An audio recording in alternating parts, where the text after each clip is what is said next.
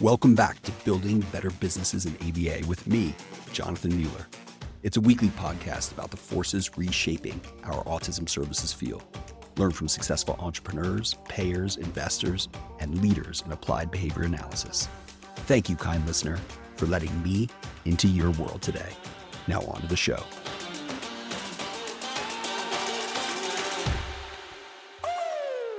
My guest today is Mandy Ralston. Mandy is the founder and CEO of Non-Binary Solutions. This is Mandy's second time on the pod. So Mandy, welcome back. What's the haps, dude?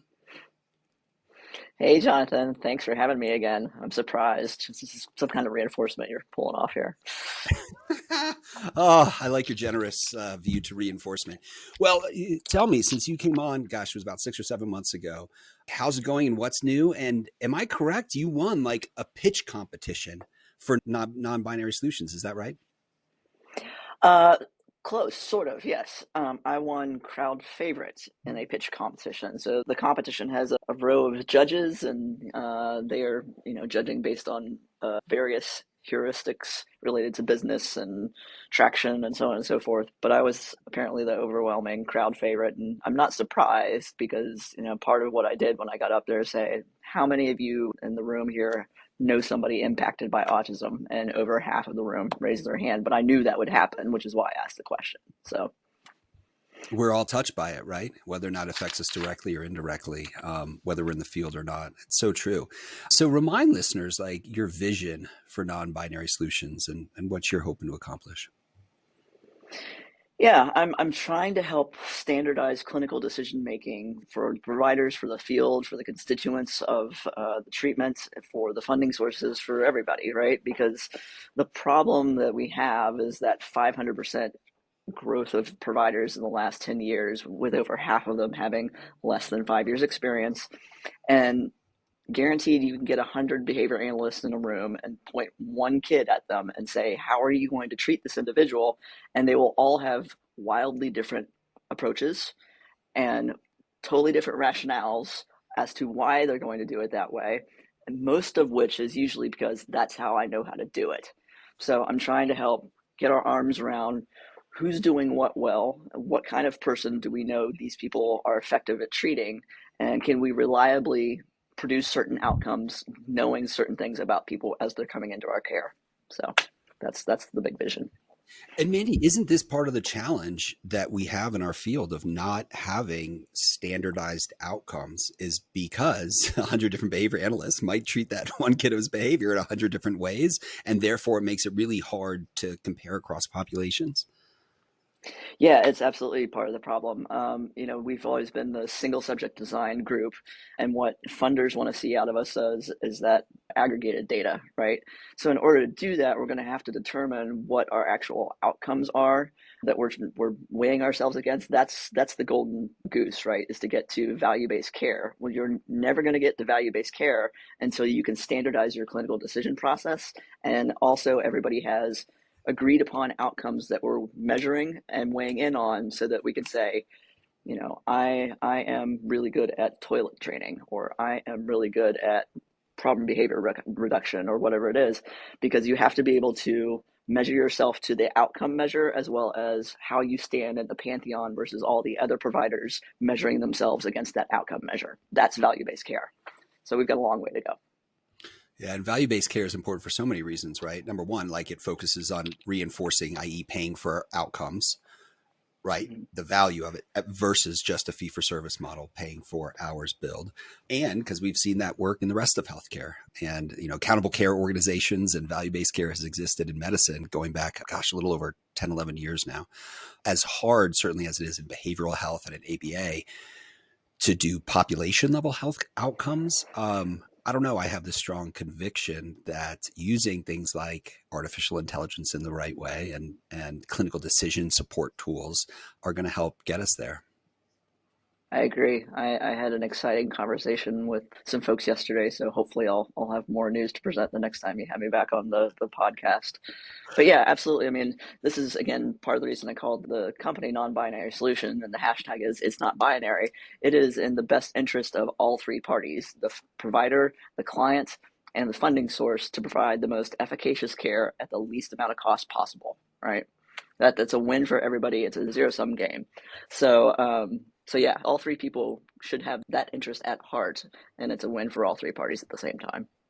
Right on. Well, today we have a first ever on the podcast. We are going to use ChatGPT to push the envelope a little and see how AI more broadly, ChatGPT specifically, could shape our field. So here's the setup. So Mandy and I are going to take turns asking ChatGPT a question. I'm going to try and share my screen, see how that goes for all you YouTube listeners, but we'll play back and try to succinctly describe the answer or highlights of the answer that ChatGPT gives us, and then we'll have a chance to react. And we're just going to go back and forth. And Mandy, I'll be honest, like I haven't tested any of this yet. I've used ChatGPT like once in my life. I haven't tested any of this. So what we are getting, listeners, is going to be the raw emotion and everything else that comes from what we're putting in. What do you think, Mandy? Are we ready to do this? Yeah, let's give it a go. See what happens. Let's F around and find out. Like, because what's the worst that could happen, right? All right, I'm going to share my screen now. And I'm going to start with something pretty banal and easy, but I'm going to type in here, should I use an Oxford comma?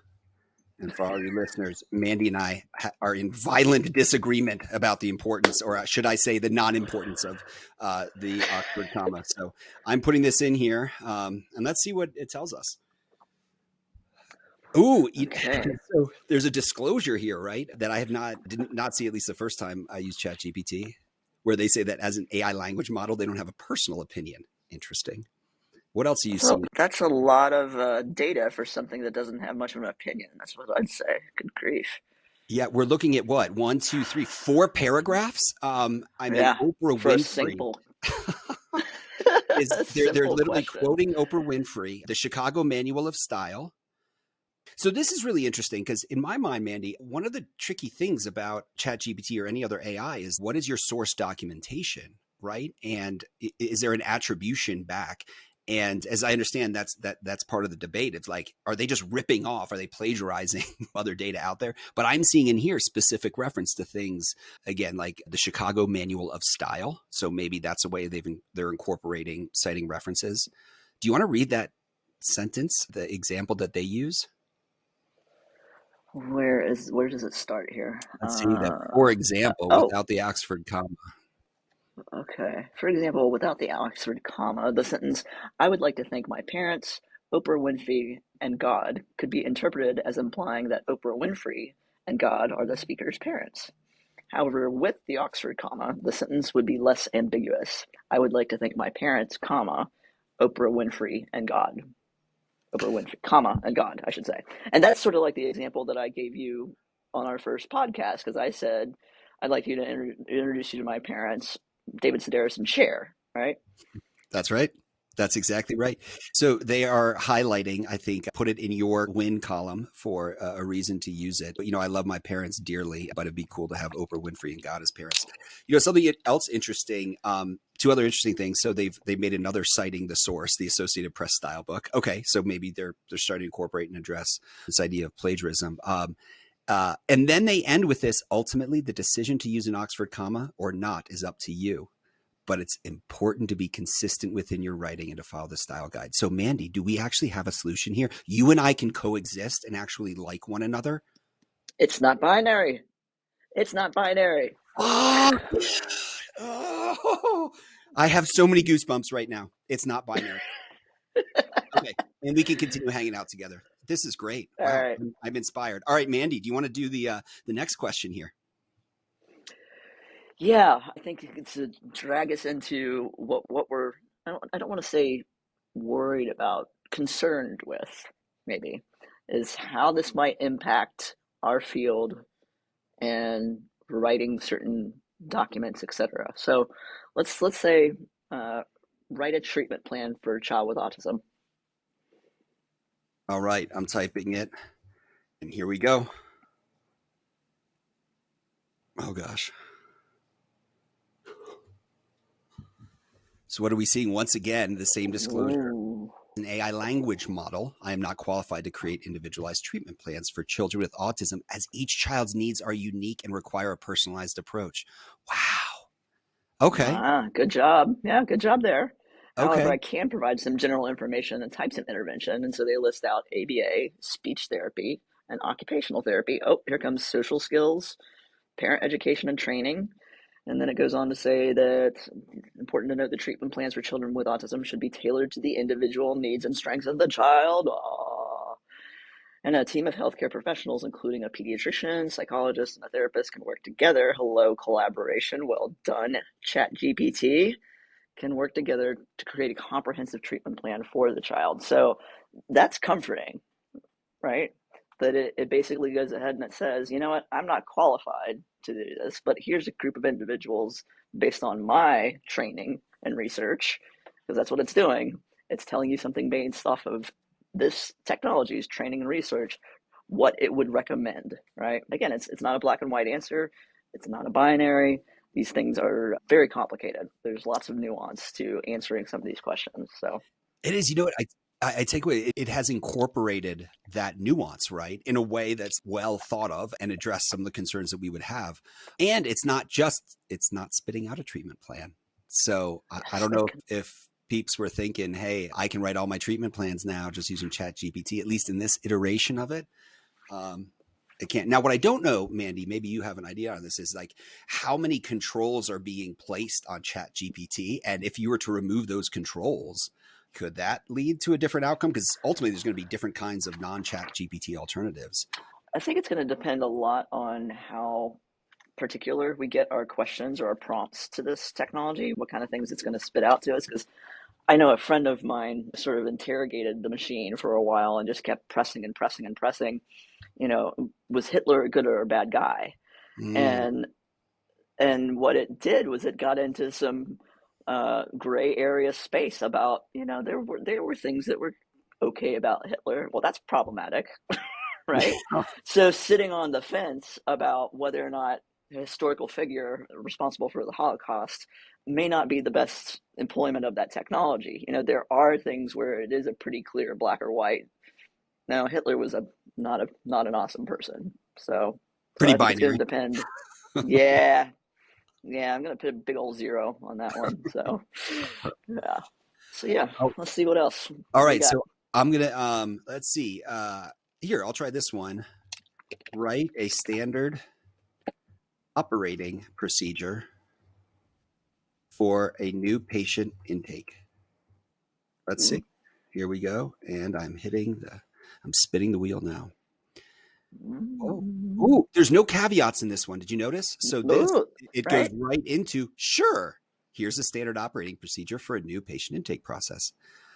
Wow. All right. So just to summarize what we're seeing, we have what looks like 5-step process and counting, which has pre-appointment preparation. There's a couple bullet points there about scheduling with the receptionist, getting demographic and medical history forms. There's a patient arrival.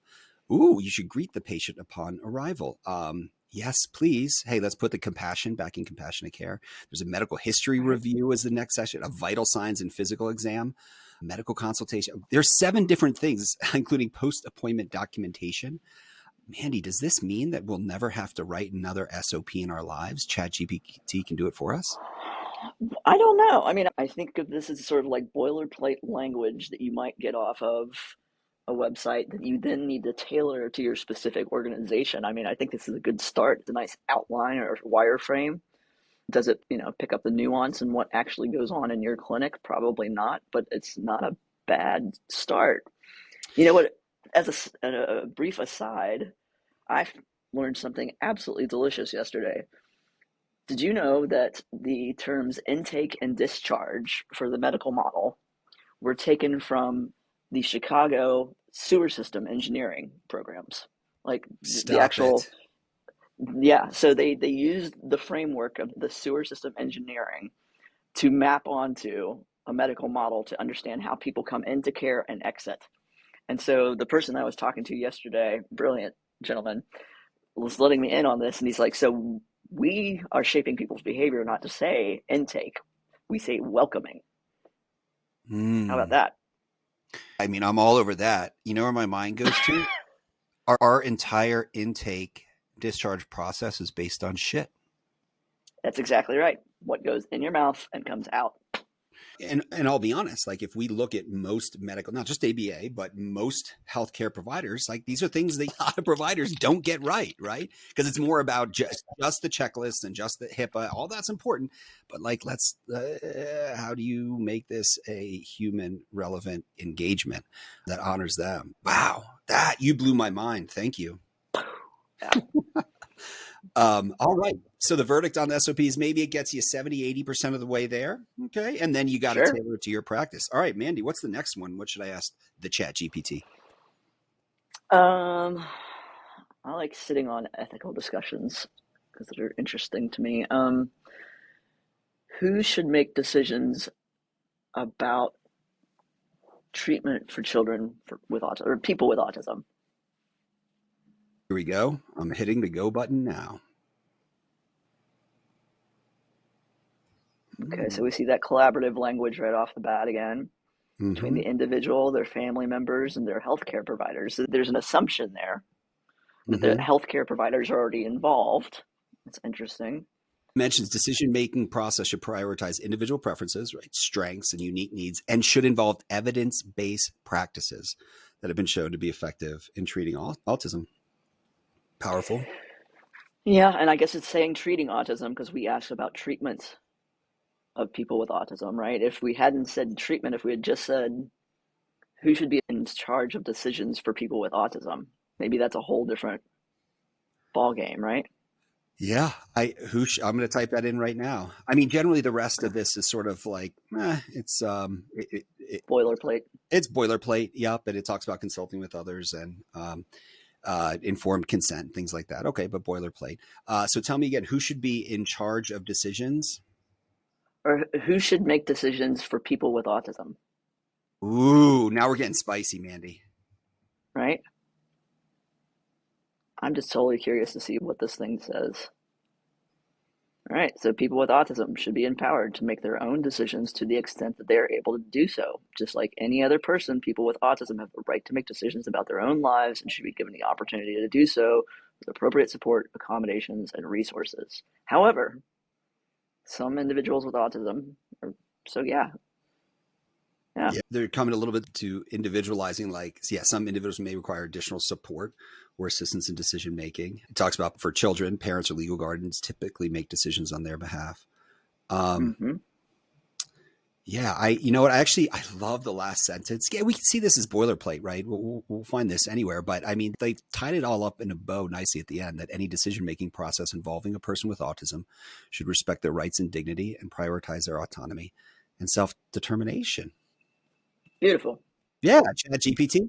There's so for those of you listening, there's actually an up thumb and a down thumb. I don't know what this does, but I'm going to go ahead. I'm going to click. I'm going to give it a like. What do you think?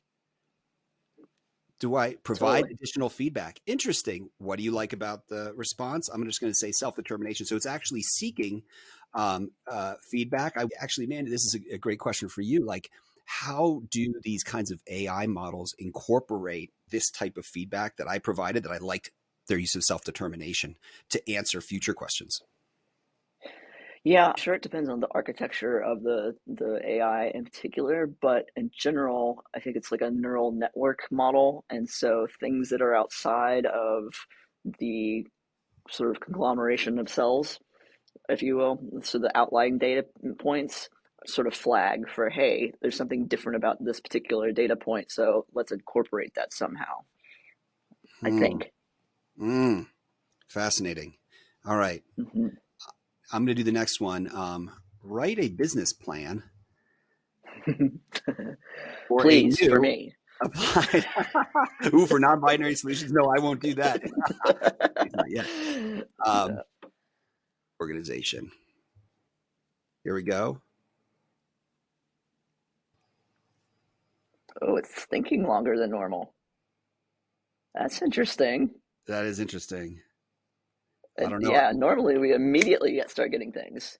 Sure, here's a basic business plan for a new ABA organization. So again, it's giving us those steps like it did for the SOPs, which again, great wireframing, right? Mm-hmm. Yeah, it's setting up like it's scaffolding a structure on how to write this business plan. So then it goes to, target market, competition. I like it. Summarize Mm-hmm. financial projections, funding requirements. That's all the executive summary first section. Then it's talking about company description, market analysis, analyzing competition, SWOT. I mean, hey, look, I've got my rickety MBA, and so far I'm going to give this like, a B to B plus. Mm-hmm. I mean, considering I've seen BCBAs asking this question on social media, considering that I've seen this behavior occurring in the wild, this is far more effective data than the myriad of responses you get on social media to that type of question. So at least this is somewhat succinct. Because yeah. It's true, like better than just trying to crowdsource information from, a social media group. One thing that like maybe it's a little pattern I'm seeing, or I don't know, but it's like it's saying all the right things and it's pulling stuff together, but it lacks there's a personalization to it. So Mandy, if you were to ask me like how to write a business plan for an ABA organization, and I've done that and written plenty of business plans before, yes, I could give you this stuff, but like what I'm going to tell you is the most important part of a business plan is that upfront, you've got to convince the reader that the world is going to end, that there's this huge problem. And then you've got to swoop in that next section to say, here's how we're going to solve it. And like all the rest then is just a recipe. But that's how I think of like conviction around convincing someone that this business needs to exist and needs to be funded. That's right. And you're the right person, you're the right team to do it, right? Right person, right time, right Exactly right. team. Yeah. That's Yeah, exactly that's a right. lot of it. The rest of it, yeah, is just nuts and bolts. But I mean, the nuts and bolts are all here, right? I mean, it's gone into Yeah. section 5, marketing and sales strategy, 6, operations and management, 7, financial Well, it's asking you projections. the right questions, right? Mhm. This isn't the plan, but it's got the prompts to make you think about the plan and then write the plan. So it's a task analysis, right? Basically, what we got you. That's exactly what it is, Mandy. That's exactly what it is. And I like this note at the end. This is a basic outline. The business plan can be customized per the specific requirements of the ABA organization. Notice it throws in here and per the local regulations and laws governing ABA services. Now, someone who like brings a compliance mindset to this stuff, that feels really important. I like it. I'm going to give it another upvote. I'm curious if we would have said, write me a business plan or give me a business plan for a new restaurant, how different or similar that boilerplate would be, right? Um, Here's the good news: is I'm typing that right now. Write a business plan for a bohemian inspired restaurant. Oh, I hope there's a reference to Queen in the answer, please. Oh, please. Oh, it did not think for as long. I don't know if that was internet latency or Oh, it's just ready. Um, well, because it just answered it for us, right? yeah. Oh, interesting. So that's a hypothesis. If you've asked a kind of question like that before, Yeah, because it's just plugging in bohemian inspired whatever. it is. So a lot of Uh, this feels, I don't know, 50, 60, 70% correlated to the yeah. answer we got above. But here's a couple things that it like threw in that tell me this is a little bit more individualized. When it says describe the range of food and beverage products, including the bohemian inspired cuisine and unique cocktails or drinks, like A, now I'm thirsty and hungry, but B, like they've given this little flair, right? Yeah, that's much more nuanced, I'd say.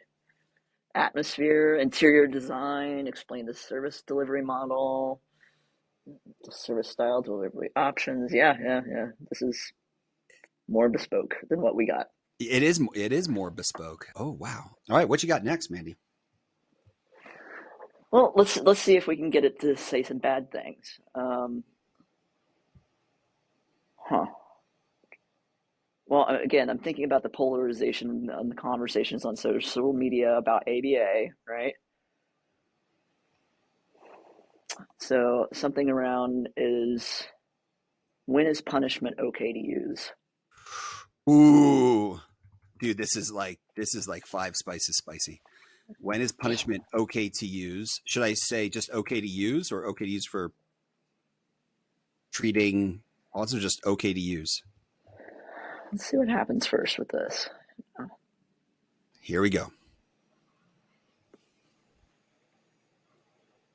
It's thinking. Oh gosh, it doesn't like us.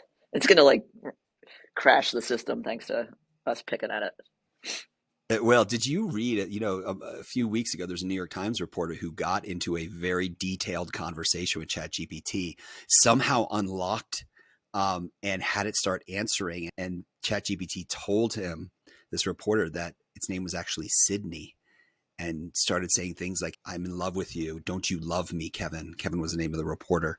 Um, what do you have to do to admit it? And just went down this really deep, like dark hole that sounds like Oh, something out of one of those sci-fi movies. It was crazy. I highly recommend. I'll try to drop in the show notes a link to that article. But man, well, that's what was the movie with Joaquin Phoenix? Her. her. Oh yes, that's exactly right. Yeah. Or is it Ex Machina? Yeah. Yeah. Yeah. That's Yeah. the other Yeah. one. Oh, I mean, this stuff is Yep. coming to life. Okay, so we've got some results here. You want to summarize some of what All we right. see? All right. So it's right off the bat, punishment can be controversial and complex issue, particularly in the context of behavior management and psychology. How'd you know?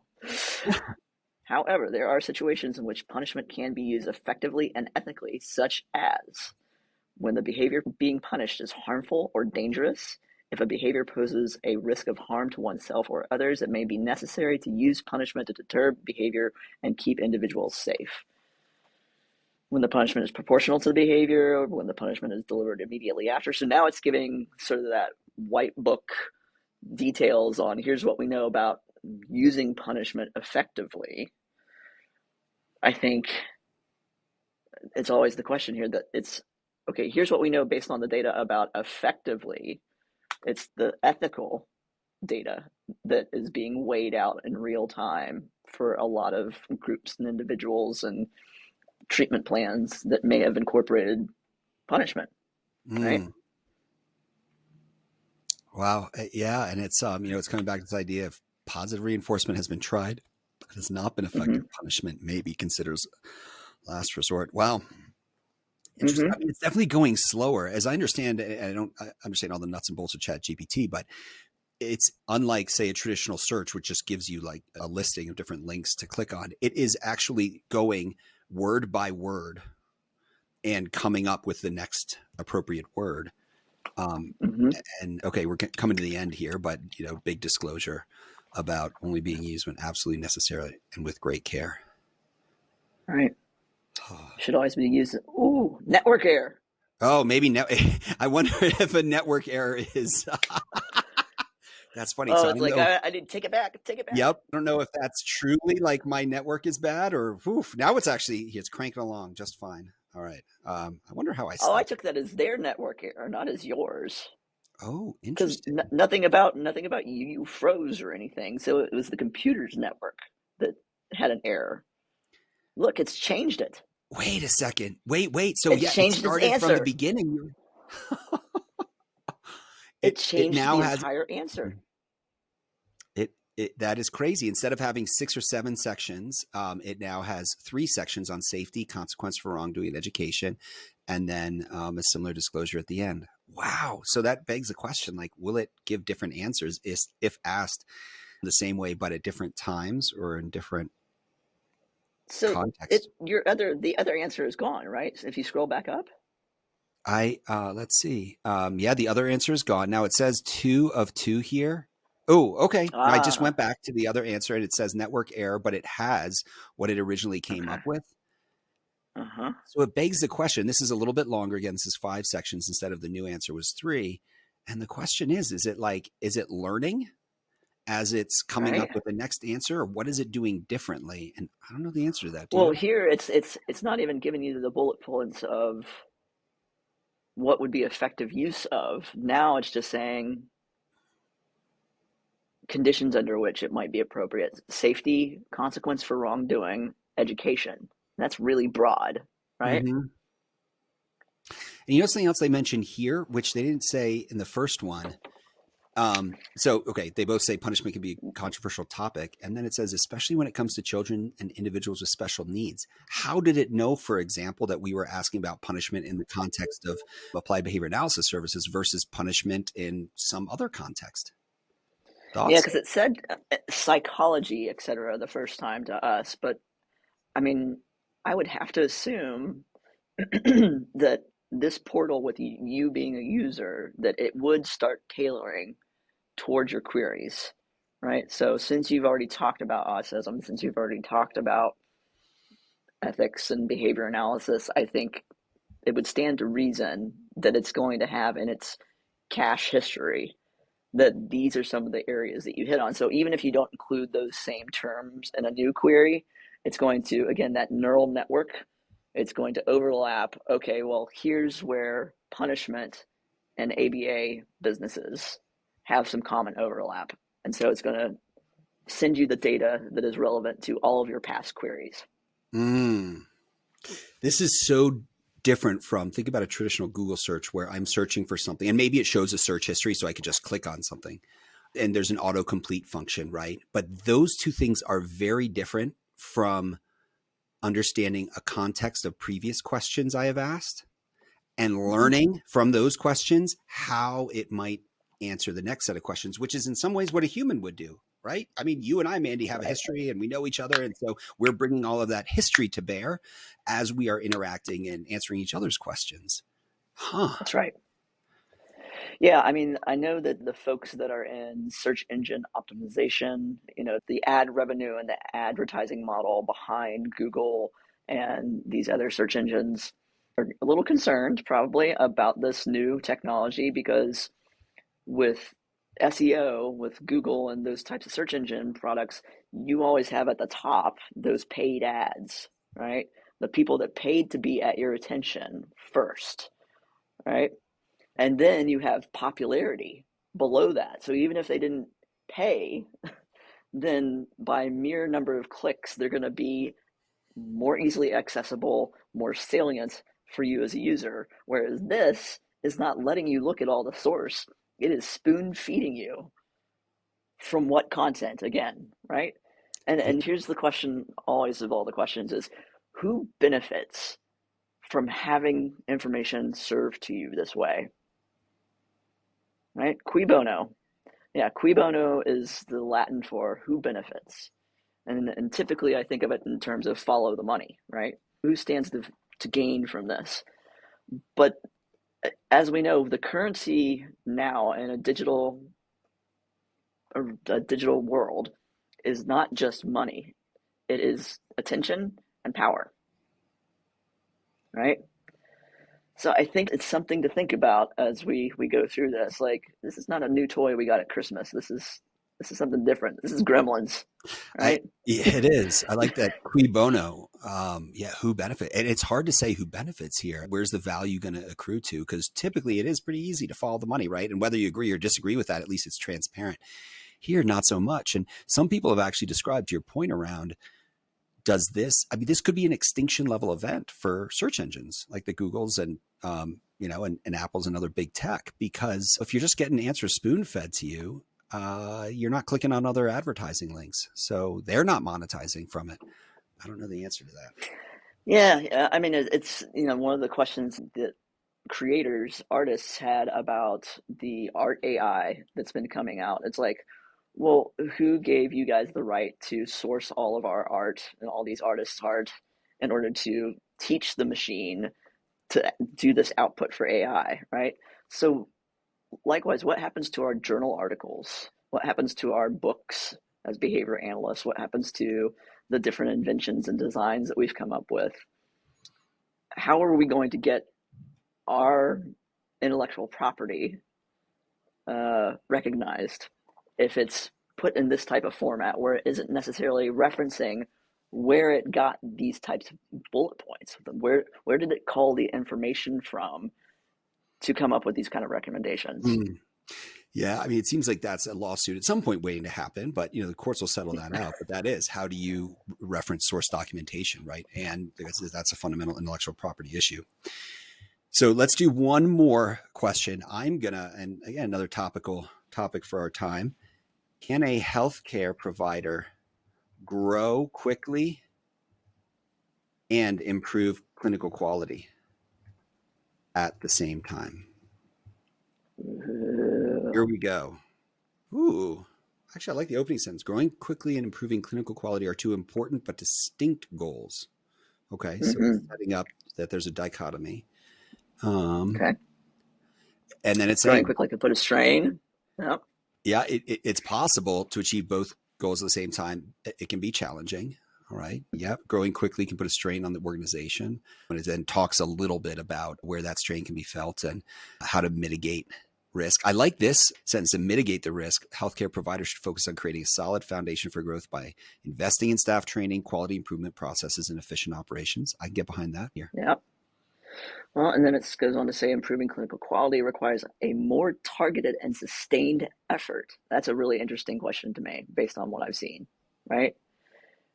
Because the scaling quickly, the growing quickly, I think is easier, right?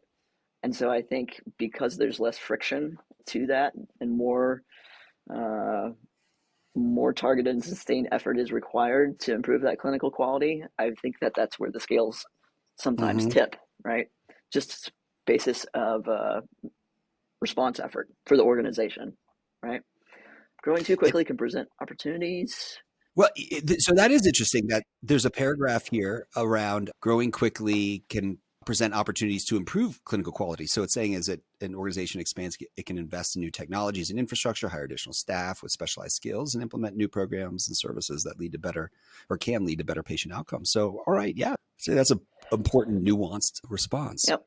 Leadership, culture, and resources. I mean, it says there's a lot of factors that go into whether or not you can do both at the same time. And that's true. I think we see that born across not just, again, ABA, but healthcare in general, and Mm-hmm. the growth of so many different verticals that we're watching at this point. So, I like at the end, it sort of provides a caveat, right? Like it ultimately depends on a variety of factors. I'm going to call this the ChatGPT caveat sandwich. It seems like many of our answers, and I'm guessing this is an iteration of the technology, have started with a little bit of a caveat and ended with a little bit of a caveat. I appreciate that. The yeah, world's not binary, right, dude? that's right. It's not binary. All right. Well, that has been so much fun. Although I'll tell you what, I could do that all day. But Mandy, where can people find you online? They can find me at amandaralston.com. They can find me at nonbinarysolutions.com, Instagram, Facebook, LinkedIn. You can find personal and professional versions of me all over the internet. Right on. And as a lead in, I encourage you to go watch the previous episode where Mandy and I dish around about AI and technology and all kinds of good things. So, are you ready for the a new set of hot take questions since this is your second time on the pod? Let's have it. All right, Mandy, which Smurf would you be? Whatever the opposite of Smurfette is. Oh, maybe a hefty or brainy. Right. Do they have a nervous Smurf? I forget. Yeah. Is there? There was a nervous Smurf. I can't remember who that was. Oh, I gotta go back and look it up. I don't remember. Or I could be the cat. I could be Azrael. That would be the other one. So, Azria, which I mean, Azria, what a beautiful name, right? I watched a heck right. of a lot of Smurfs growing up, full disclosure. Uh, Mandy, which element on the periodic table do you most identify with? Mercury. Ooh. Is there an explanation there, or is that just what came to mind? Well, it's sort of like the octopus, right? The octopus is one of my sort of totems. It can take many forms, changes related to temperature. Um, Mm. yeah, mercurial, which Ooh. isn't always a great context, but I think it's the ability to adapt and reform and splits and recombine. I like that. That's a super well thought out answer, dude. Wow. I don't know. I would have said boron because I'm just sort of a moron that bumbles around in life and it rhymes. I don't know. I like your Mercury. Oh, good. Mandy, if someone locked you in a chair and forced you to watch a 24-hour terrible soap opera marathon, which would it be? The Love Boat or Dallas? I grew up with teenage sisters that were 12 and 14 years older than me, so I feel like I've already lived this out a little bit.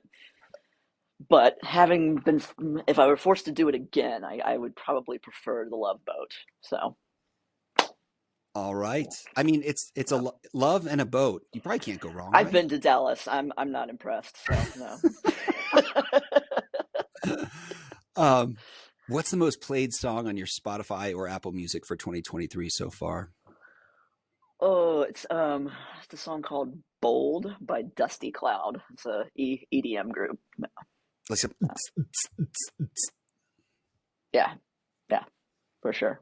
I like it. And what's your 2023 word of the year, Mandy? Uh, in general, one of my favorite words, if I have to pick a single word, is possibility. But I think my word of the year is really my hashtag, which is hashtag it's not binary. You're going to be sick of it by the time I get done with you all. It is indeed not binary. And Mandy, this has been extraordinary. Thank you for diving into the depths of the next frontier of technology with me. High five, friend. Thank you, Jonathan. You are always such a pleasure to be around. And I love all the work that you're doing and the message and the love that you put out in the world. So thanks so much. Right on. Thank you.